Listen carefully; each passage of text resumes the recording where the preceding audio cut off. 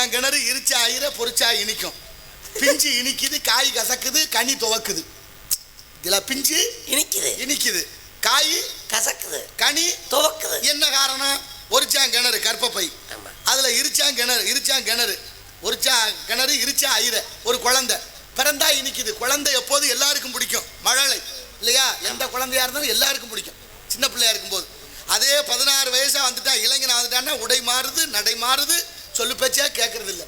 எந்த பிள்ளை கேட்குது ஒழுங்கா சொல்லு பேச்சு? 5 வயசுல புள்ள சொல்றேன் எங்க அப்பா ரொம்ப தங்கமானவர். 5 வயசுல கேட்கறப்ப தீனி வாங்கி கொடுப்பாரு, தங்கமானன்னு சொல்லுவான். 10 வயசுல சொல்றேன் எங்க அப்பா நல்லவர் தான், இருந்தாலும் அப்பப்பா கத்த. ஆமா, எல்லாம் அங்கிட்டு போவாங்க, இங்க போய் அவனோட சேராத சொன்னா பிடிக்கல, கேவன் கோவம் தானே வரும். 15 வயசுல அவங்க அம்மாட்ட போய் சொல்றேன், அம்மா உன் வீட்டுக்காரர் சொல்லி வை, தேவையில்லாம என் விஷயத்துல தலையிடுறாரு, அப்புறம் நல்லா தெரியாதுன்னு மிரட்டா. கட்டி போட்டுட்டு இருக்கப்போ வந்து எல்லாம் தண்ணி போடுறேன் கேட்டா. அப்புறம் 20 வயசுல அவங்க அம்மா பார்த்து தலையில அடிச்சுக்கிறாங்க, எப்படிமா அந்த ஆளை கட்டிட்டு குடும்பம் பண்ண? ஐயோ. அப்புறம் 30 வயசானா சொல்லுவேன், எங்க அப்பாவோட பேசுறதே இல்லைங்க. ஏப்பா எது செஞ்சாலும் குத்தம்ங்கிறேன், அந்த ஆள் லூஸ் மாதிரி பேசிக்கிட்டு இருக்காங்க.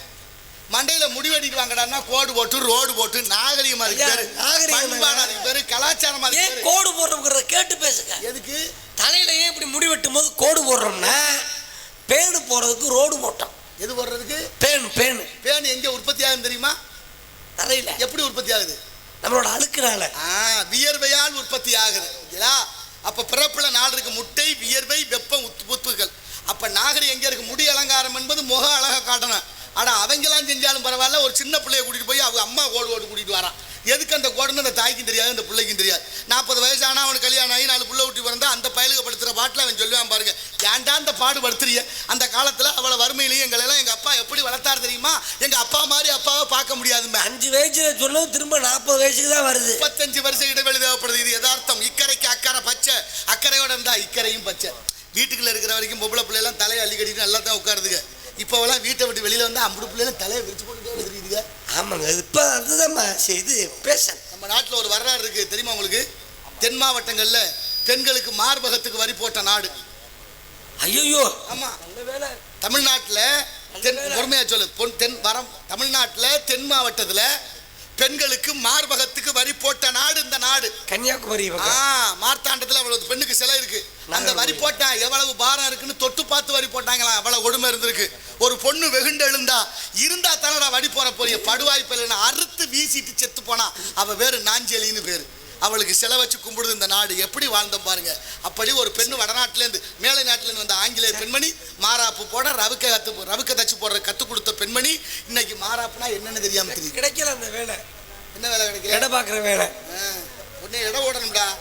ஆமா, எந்த ஊர்ல இருந்து வருது நீங்க? இருக்கட்டும். அப்பான்னு சொல்லி அப்பா பெருமைப்படுத்தி பேசுறீங்களே. ஆமா, எங்க அப்பனெல்லாம் என்ன செய்யுது? உங்க அப்பா என்னாச்சு? என்ன பண்ணாரு உங்க அப்பா? துரோகி. என்ன துரோகி? ஐயா, நான் காதலிச்சேன். யார? பொம்பளை பிள்ளை தான் காதலிச்சேன். நல்ல வேலை. ஒரு பொண்ணு காதலிச்சேன். எங்க அப்பாட்ட போய் சொன்னேன், பொம்பளை பிள்ளை தான் காதலிக்கணும். ஆம்பளை பிள்ளை பொம்பளை பிள்ளை காதலிக்கணும், பொம்பளை பிள்ளை ஆம்பளை பிள்ளைய காதலிக்கணும். ஆனா அவனுக்கு தெரியுமா, இந்த ராணிப்பேட்டை மாவட்டம் நினைக்கிறேன், பெண்ணும் காதலிச்சு தான் பிள்ளைய கழுத்தை நடிச்சு கொண்டு விட்டா தெரியுமா இல்லையா? ஒன்னாலா இல்லையா? அவளை நெருப்பு வச்சு கொடுத்துக்கணும். சரி சொல்லு. காதலிச்ச பொண்ணை ஏமாத்த கூடாது. ஆமா, பெண் பாவம் பொல்லாதது. அதனால எங்க அப்பாட்ட போய் வருமா அந்த பொண்ணை காதலிக்கிறேன், சரி எனக்கு கல்யாணம் பண்ணி வைங்க பண்ணு அப்படின்னு உங்க அப்பாட்ட போய் நல்ல அப்பனா இருந்தா என்ன செய்யணும்? கட்டி வைக்க வேண்டியதானே. அந்த ஆள் தடுக்கிறா, அந்த பொண்ணு உன்னை கட்ட விட மாட்டேன். ஏன், என்ன காரணம்? நீ நான் கேட்டேன், நீங்க இது காதலிக்கிறீங்களான்னு கேட்டேன். கேட்கலாமாடா மாடப்பையில உன் கேள்வியாது. அப்ப அப்பா மக்க பழக்க வழக்கமும் சரியில்லை. எங்க அப்பா அந்த வேலை செய்யற ஆளுதான். ஐயா, நான் கேட்டேன். அதுக்கு எங்க அம்மா சொன்னுச்சு, எங்க அப்பா சொன்னாரு. என்ன சொன்னாரு? டேய் லூச்சு பையல, அந்த பிள்ளை உனக்கு தங்கச்சி வேணும்னார். ஓ, அப்ப தங்கச்சி முறையா இருந்தா கட்டப்படாது இல்ல?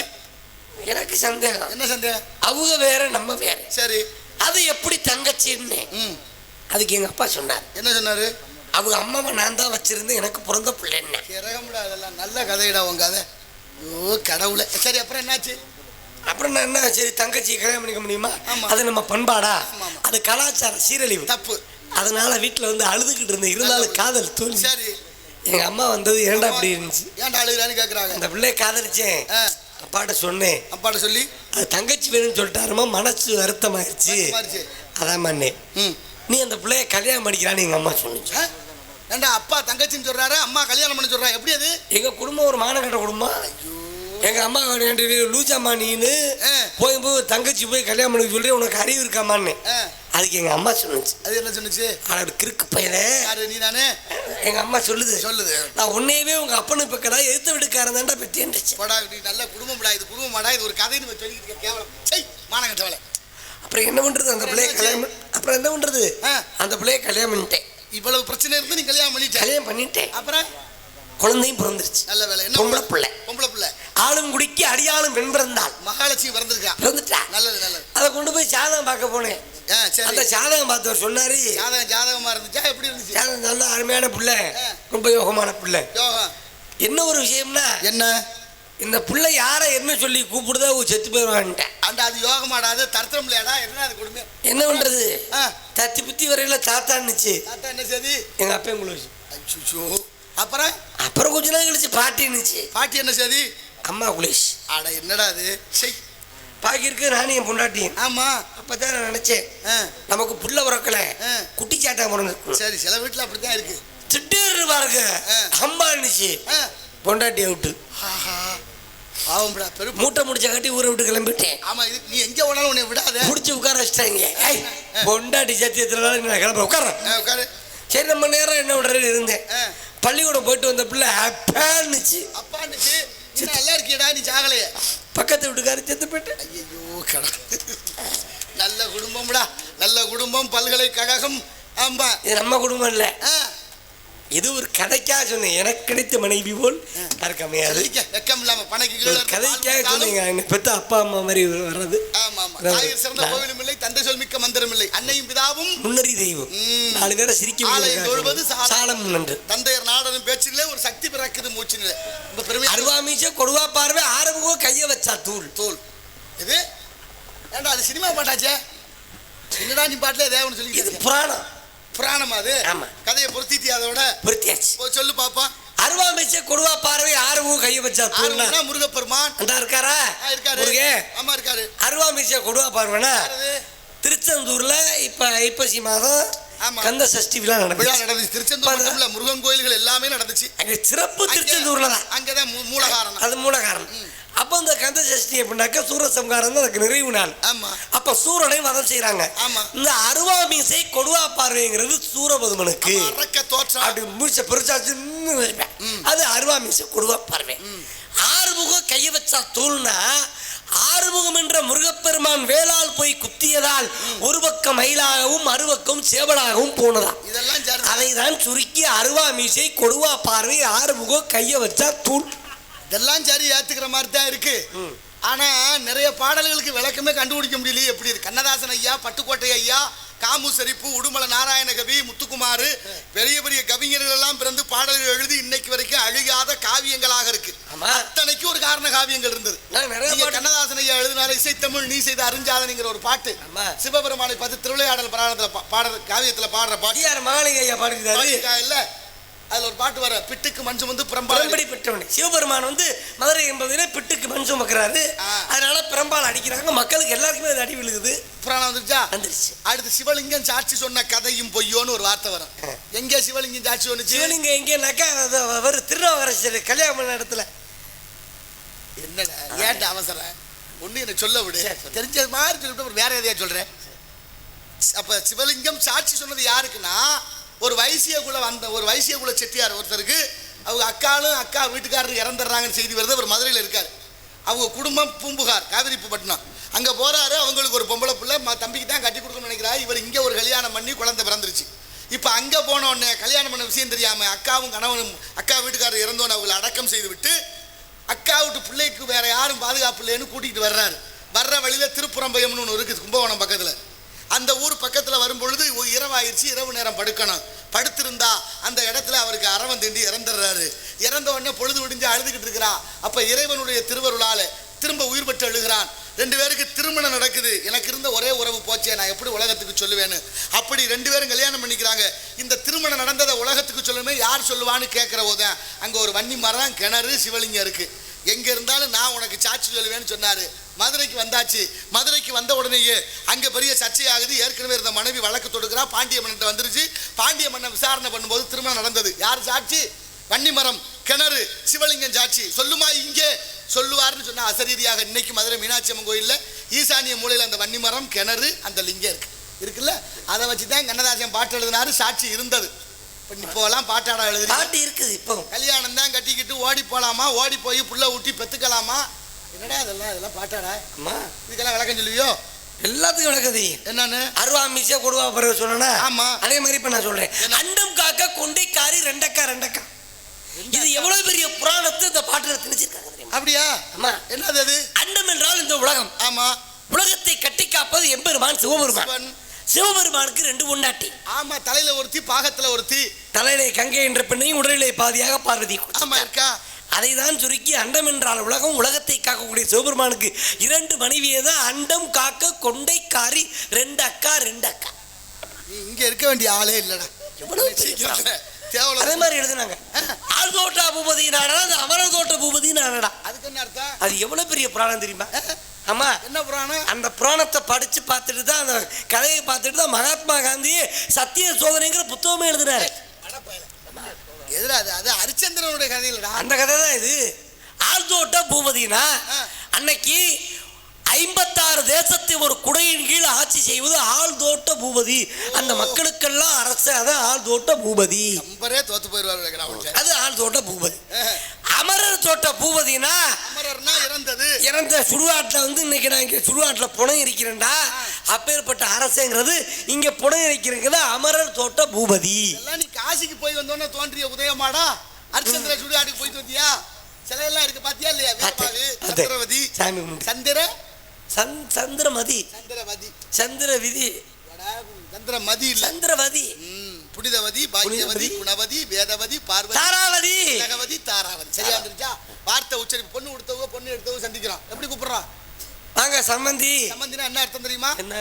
சம்முனா நல்ல மந்தினா குரங்கு, வாங்க நல்ல குரங்குங்கிறோம். அவர் ஆமா குரங்குன்னு சோறு தின்னுட்டு போறாரு. ஐயா அப்படி சொல்லக்கூடாது. அப்புறம் சம்முனா நல்ல, பந்தம்னா உறவே, வாங்க நல்ல உறவே, சம் பந்தின்னு சொல்லணும். பந்தி.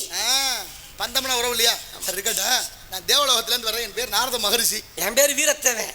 எங்க அப்பா பேர் நம்பித்தரவன். இந்த வேட்டுவ தலைவன் நம்பி மகனாடா. நீ எனக்கு எந்த பிரச்சனை? நல்ல மனிதனுக்கு புள்ள. ஏன் இப்படி ஆயிட்டேன்? என்ன பிரச்சனை? சாமியார் ஆயிட்டேன். சாமியார ஏன்? பெண்ணாசையை வெறுத்து விட்டேன். ஆமா, சங்கம் பூரா என் பேரு ரொம்ப கேவலமா பெய்யறாங்க. இல்ல உயர்வா அந்த அளவுக்கு போல இருந்தாலும் வேண்டாம். இப்ப பெண்ணாசையை வெறுத்துட்டேன். சாமியாரா போயிட்டேன். சாமியாரா கிளம்பி 16 வயசுல ஒரு இளம் பெண்ணு வரதாம இருக்குது. எங்க வாடாக்கே லட்சணம் வதியா தெரிஞ்சு வச்சுவாரு. லட்சணம் இப்பவே அது என்ன பண்ணாலும் அந்த புத்தி போக மாட்டேன். தொட்டில் பழக்கம் சுடுகாடு வர. சாமியார் எல்லாம் அந்த காலத்துல ஒண்ணுமே இல்லாம இருந்தவன் சாமியார். இப்ப சாமியார் கூட கோடி கோடியா சொத்து வச்சிருக்கேன். ஒன்னும் சொல்றதுக்கு இல்ல. பொய்யனவே என்று பட்டினத்து பிள்ளையை போல் யாரும் துறக்க அரிதுனார் தாய்மானவ சுவாமி. தாய்மானவர் ஒரு சாமியார், பட்டினத்து செட்டியார் ஒரு சாமியார், 9 கோடி சொத்தை தெருவில் போட்டவர். இப்படி உலகத்துல எத்தனையோ சாமியார்கள் இருந்தும் இன்னைக்கு இருக்கிற சாமியாருக்கு கோடி கோடியா ஒதுக்கிட்டாங்களே. காரணம் என்ன? அதுக்கெல்லாம் பொய், பிராடு, பித்தலாட்டம், துரோகம். 500 ஏக்கரை காட்டை அழிச்சு போட்டு குத்தாட்டம் போடுறான் சிவராத்திரிக்கு. அவருக்கு வர்றாரு நாட்டோட முதன்மை அமைச்சர். நான் என்னத்த சொல்றது? நிறைய துரோகம் நடக்குதுங்க. சிவராத்திரி என்பது அமைதியாக சிவனுக்கு அபிஷேகம் செய்து அலங்காரம் செய்து பஜனை பாடி கொண்டாடணும். குத்தாட்டம் போடுறதுக்காடா? நவராத்திரி 9 ராத்திரிக்கு தாய்மார்களுக்கு அம்பாள் 3 விதமாக காட்சியளிக்கிறார். துர்க்கையாக, கலைவாணியாக, பராசக்தியாக. அப்படி இருக்கிற பொழுது குழந்தைகளுக்கு தாய் யாரும் பட்டினி போட மாட்டாள் என்பதை உணர்த்துவதற்காக நவராத்திரி 9 ராத்திரி. அப்பாவுக்கு ஒரே ராத்திரி சிவராத்திரி. அதுவும் மகாத்மம் வந்தது, மகாமியம் பொருந்தியது. இருக்கா இல்லையா? அது போட்ட பல கதைகள் இருக்கு. இங்க சத்தம் கடிச்சு ஆளியாரு. என்ன சத்தம் கடிச்சு? ஆளோளம் சோனு. அது என் தங்கை வள்ளியவனது காதலியும் உள்ளே திணைக்காவல். நம்பிக்கை பொம்பளை பிள்ளை கிடையாது. காரணம் இருக்கு. என்ன இருக்கு? எங்க அப்பாவுக்கு 7 ஆம்பளை பிள்ளை, ஒரு பொம்பளை பிள்ளை இல்ல. பெண் குழந்தை இல்லைங்கிற ஒரு வருத்தத்தில் இருந்தார். அந்த முருகப்பெருமான் அருளால காட்டுக்கு வேட்டைக்கு போன இடத்துல ஒரு குழந்தை வள்ளி கொடிகளுக்கிடையே குகா குகா என்று சத்தம். நினைத்தால் என்ன நடக்காதுன்னு ஒரு அர்த்தம் இருக்கு. நான் இப்படி போய்கிட்டு இருந்தேன், நாராயணா நாராயணான்னு. திடீர்னு ஒரு பெரிய பணக்காரரு, பக்திமான், எப்போதும் சிவன் இறைவனை வழிபடுறவர் கூப்பிட்டு, எங்கே போறீங்க நாரதரேன்னாரு. வைகுந்தம் போகிறேன் என் பாட்டனை பார்க்க.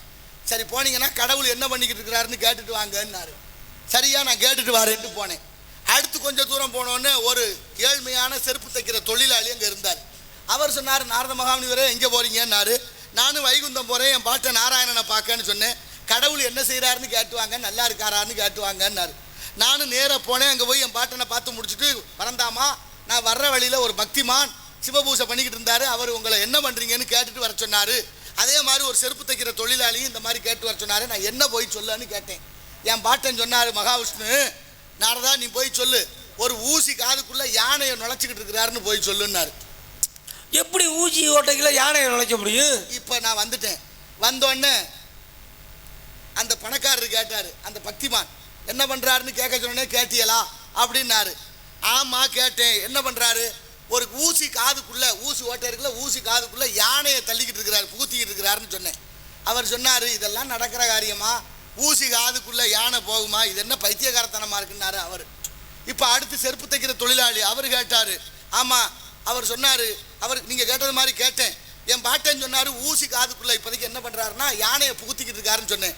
அவர் சொன்னாரு, அவரோ பகவான் கடவுள், அவர் நினைச்சா என்ன யானை என்ன பெரிய ஒட்டகத்தை கூட திணிக்கலாம், பெரிய பெரிய பொருளை கூட திணிக்க முடியும்னாரு. அவருக்கு முக்தி கிடைச்சது. நம்பிக்கை வேணும். கடவுள் நினைச்சா எதையும் செய்ய முடியும், செய்வாருங்க. நம்பிக்கை வேணும். நம்பிக்கை தான் வாழ்க்கை. உணர்ந்தால் அன்றி உணர்த்த முடியாது. 2 விதம் இருக்கு இந்த வாழ்க்கையில. சரி, அதை பத்தி அந்த பேசிக்குவோம். அடுத்த கவல் ஆள் யாரு? என் காதலி. யாரு? ஏண்டா இப்பதான் ஒண்ணுமே இல்லை, ஜாமியாரா போறேன்னு இருந்தாலும் அந்த பெருநாடகம் இல்ல இல்ல அந்த பெண்ணை எனது சீடியாக மாத்தி விட்டேன். கடவு சீட்டு இருக்கானுகாலு, கடவு சீட்டா? கடவு சீட்டு இருக்கானுகாலு, அயல் நாடு கூட்டிட்டு போவோம். இருக்கா? என்ன அப்படின்னா என்னன்னு தெரியாது. பாஸ்போர்ட். சரி கூப்பிடியா?